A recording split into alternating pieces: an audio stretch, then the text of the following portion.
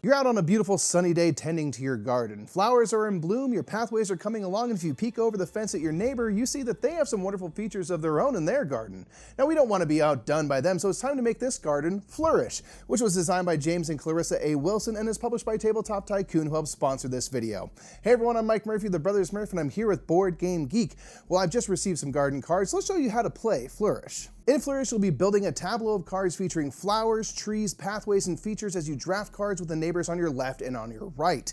Each round, 3 cards will be added to your garden, and then there will be a scoring where you hope to capitalize on cards that score immediately while balancing with cards that score at the end of the game.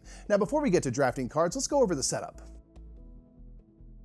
To begin, give each player a scoreboard and set their scores to 0. Next, place a section of wall between each player so that every player has a wall to their left and right, separating them from their neighbors. Shuffle the deck of cards and deal out 6 cards to each player, and then set the rest of the cards in the middle of the table. Make sure to leave some space in front of each player as they'll be building their garden in front of them. And that is the setup for Flourish. As I mentioned, you'll be making a garden of cards showing flowers, trees, paths, and features, and many will offer different ways of scoring.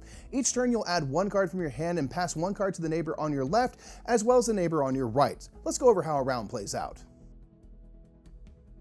Flourish is played over 4 rounds, with the first 3 rounds following the same pattern. Each turn you'll begin with 6 cards in hand. Simultaneously, all players will choose 1 card to play in their garden and place it face down in front of them. Then players choose 1 card to pass to the neighbor on their left and right. When passing a card to your neighbor, place it face down on their side of the garden wall. This card will be collected by that player at the end of the turn. Once each player has selected a card to play and 2 cards to pass, all players reveal the card they wish to add to their garden. Players should play cards in a row to keep track of the current round. Each round you'll add 3 cards to your garden. After 3 turns, there will be an end of round scoring. Once each player has added their card to their garden, they collect the 2 cards that were passed to them by their neighbors, taking the face down cards near their garden wall. Lastly, each player will draw a card off the top of the deck, bringing their hand back to 6 cards. Players will continue to play and pass cards until 3 cards have been added to their garden, at which time you score for their round. Now that it's time to score, let's talk about the types of cards you'll add to your garden. There are many cards and features to try to score. Things you may see on a card include end of round scoring, plant symbols, a stone symbol or plant name, and end of game scoring. Since we're at the end of the round, we'll focus on this end of round scoring symbol on this flower card. This card states that for each of the matching plant symbols you have, you will score 1 point. Keep in mind, if this is the second round or later, you will also have cards in play from previous rounds, and the matching plant symbols on those cards will also count towards scoring. At times, you'll be scoring based on the plant symbols in one of your neighbor's gardens, which is shown here. You may only choose 1 neighbor to score in the instances of a line between your neighbors, but there are times scoring that will have you compare to both of your neighbors. Once you calculate any cards from the current round with end of round scoring, add the points scored on this round to your scoreboard. Players are now ready to begin a new round of drafting and playing 3 more cards to their garden, making sure to start a new row of 3 cards. In this way, you'll be making a grid of 3 by 3 cards over the first 3 rounds.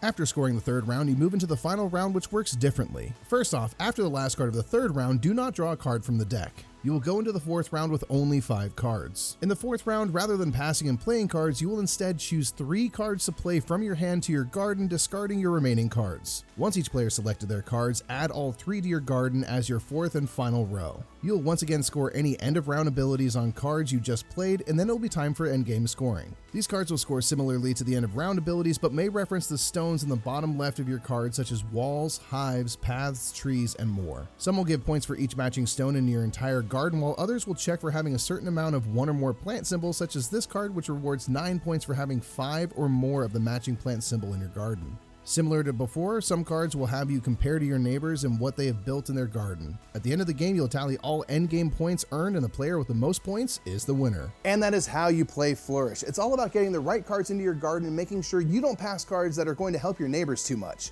That is, unless you're playing cooperatively. Here you play by the same rules, only you hope to get as high of score as a team as possible in order to earn medals based on your player count. Here you want to pass cards that will benefit your neighbors, but you can't talk about what cards you have in your hand.